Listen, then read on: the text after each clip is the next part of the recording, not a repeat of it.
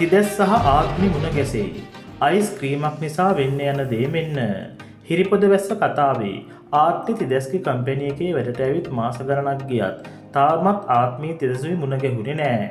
දැන් ආත්මිට සහ තිදැස්ට ආදරය කරන ප්‍රේක්ෂකව බලාගෙන ඉන්නේ. ආත්මී තිදැසුයි මුණ ගැහෙන්නේ කවදද කියලා. ආත්මිගේ දුව නම් දන්නවා තාත්තා ඉන්නේ ඔෆිස් එකේ කියලා. කොහොම හරි ආත්මිලා බීච් එකට ඇවිල්ලා තමයි දැන් ඉන්නේ.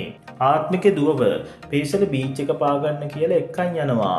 ඔය අතරදී තිදැසුයි නංගි ඔලේවියත් එක්ක බීච් එකට ඇවිල්ලායි ඉන්නේ. ඒ වෙලාවේදී තිදැස්ගේ නංගි ඔලේවියයි අයිස්ක්‍රීම් ගේන්න යනවා. ඔය අතරදී ආත්මී නිරාශා පේෂල සහ දුව බීච් එකේ සෙල්ලම් කරනවා. ඒ වෙලාවේදී ආත්මි දකින්නවා තිදැස් බීච් එකේ වාඩි වෙලා ඉන්නවා.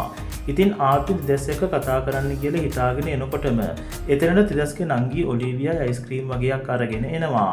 ඒත් එක්කම චූටි දුවත් සෙල්ලම් කර කර ඉඳලා වැටෙනවා. ඒක නිසා ආත්මි චූටි දුවව බලන්න කියලා යනවා. ඒ ගිහින් අනිත් පැත්ත බලනකොටම තිදැස් ගිහින්. ඉතින් අවාසනාවකට අද කොටසෙදි තිදැස් සහ ආත්මි හම්බ වෙන්නේ නැහැ. ඉතින් කතාවේ තිදැස් සහ ආත්මි හම්බ වෙන්නේ නැතුව ටික කාලයක් ප්‍රේක්ෂකයන්ට කුතුහලය ලබා දෙන්න කතාව පවත්වාගෙන යනවා. ඉතින් ආත්මි සහ තිදැස් ඉක්මනට එකතු වෙනවට කැමති අය අනිවාර්යයෙන්ම කමෙන්ට් එකක් දාගෙන යන්න.